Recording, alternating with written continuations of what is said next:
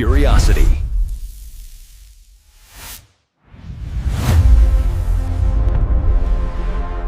नमस्कार। आज ना हम एक बहुत ही दिलचस्प सफर पे निकलने वाले हैं। हम पुरुषों के मन की उन गहराइयों में उतरेंगे जिन्हें समझना कई बार, सच कहूं तो थोड़ा मुश्किल सा लगता है। तो हमारी जो स्रोत सामग्री है उसके आधार पर हम ये जानने की कोशिश करेंगे कि उनके कुछ आम व्यवहारों के पीछे की असली वजहें क्या हो सकती हैं। देखिए, ये सवाल कई लोगों के मन में आता होगा, है ना? खासकर जब कोई अपने पार्टनर को और अच्छे से और गहराई से समझना चाहता है। तो बस आज हम उन्हीं कुछ अनसुलझे सवालों के जवाब ढूंढने की एक कोशिश करेंगे। तो ठीक है, इस सफर को शुरू करते हैं। सबसे पहले हम उन बाहरी चीजों पर नजर डालेंगे जो हमें अक्सर दिखती हैं, जैसे अपनी भावनाओं को छिपाना।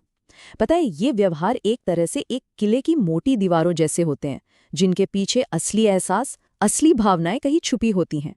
ये वो सवाल है जो अक्सर मन में आता है, सही कहा ना? हम ये चीजें देखते तो हैं, पर कई बार उनका मतलब शायद हम सही नहीं समझ पाते या गलत निकाल लेते हैं। तो चलिए देखते हैं कि हमारी स्रोत सामग्री इसके पीछे की क्या वजह बताती है।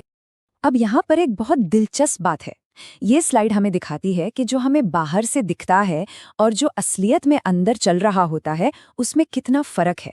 मतलब जो बाहर से भावनाओं को छिपाने जैसा लगता है ना, वो असल में कमजोर समझे जाने का एक गहरा डर हो सकता है।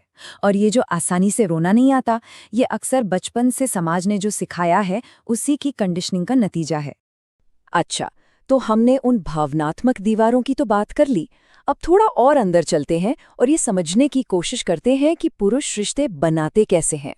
उनके लिए जुड़ाव का, कनेक्शन का मतलब क्या होता है, ये जानना बहुत जरूरी है।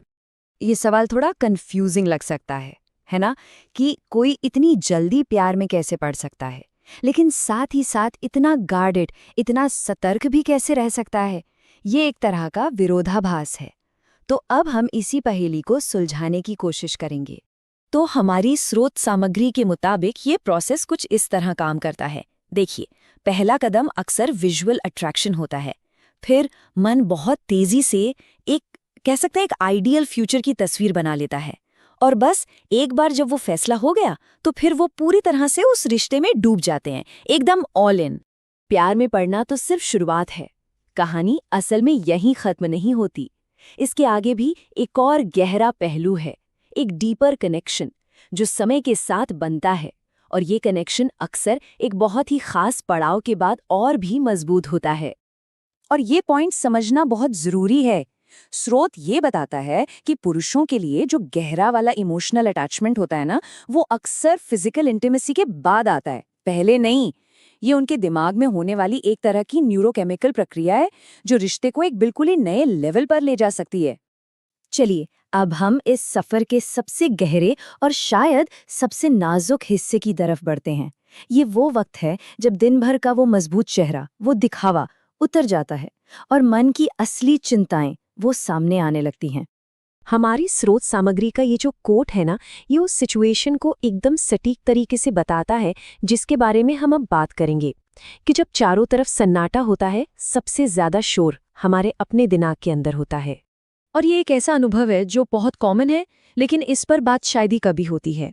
होता क्या है कि दिन भर की जो चिंताएं होती हैं जिन्हें हम दबा देते हैं, वो अक्सर रात के सन्नाटे में ही हमला करती हैं। चलिए देखते हैं कि ये पूरा सिलसिला चलता कैसे है। इसकी शुरुआत पता है कैसे होती है? एक बहुत ही छोटी सी, मामूली सी चिंता से। कुछ भी हो सकता है, काम की कोई छोटी सी बात या कोई अधूरी रह गई बातचीत, बस एक छोटा सा ख्याल, और बस वहीं से वो सिलसिला शुरू हो जाता है। दिमाग उस छोटी सी बात को पकड़कर उसके सबसे बुरे, मतलब वर्स्ट केस सिनारियो के बारे में सोचने लगता है। ये बिल्कुल वैसा ही है जैसे एक छोटी सी चिंगारी देखते ही देखते जंगल की आग बन जाए। और जानते हैं, इस पूरी प्रोसेस का सबसे थका देने वाला हिस्सा यही है। ये जो नेगेटिव ख्याल हैं, ये एक लूप पर चलने लगते हैं, बार बार बार बार। और इस चक्रव्यूह से, इस जाल से बाहर निकलना बहुत मुश्किल हो जाता है। तो ठीक है, हमने ये सब कुछ समझ तो लिया, पर अब सवाल ये उठता है कि इस जानकारी का आखिर करना क्या है। तो अब हम इस सफर के उस हिस्से में आ गए हैं जहां हम इन सारी बातों को जोड़कर समझ और कनेक्शन का एक पुल बनाने की कोशिश करेंगे। ये स्लाइड एक तरह से पूरी बातचीत का निचोड़ है। ये 3 बातें सिर्फ जानकारी नहीं है, ये समझने के लिए प्रैक्टिकल टूल्स हैं। पहली कि इमोशनल एक्सप्रेशन को लेकर थोड़ा सब्र रखें। दूसरी, ये समझें कि उनके कनेक्ट करने का तरीका अलग हो सकता है। और तीसरी, चिंताओं को जाहिर करने के लिए एक सेफ स्पेस बनाना, खासकर तब जब बाहर सब कुछ शांत हो। और हाँ, एक सबसे ज़रूरी बात याद रखनी है, इस पूरी बातचीत का मकसद किसी को फिक्स करना या बदलना बिल्कुल नहीं है। नहीं, इसका असली मकसद तो बस एक दूसरे को और ज़्यादा साफ-साफ और ज़्यादा गहराई से देख पाना है, समझ पाना है। तो आखिर में हम आपको इसी सवाल के साथ छोड़ जाते हैं। सोचिए, जब किसी के मन का एक नक्शा सा हाथ में आ जाए, तो क्या उन रास्तों पर चलना मुमकिन नहीं हो जाता जो पहले बंद से लगते थे? इस नई समझ के साथ रिश्तों में कौन-कौन सी नई और गहरी बातचीत के दरवाजे खुल सकते हैं? Comment for next fact.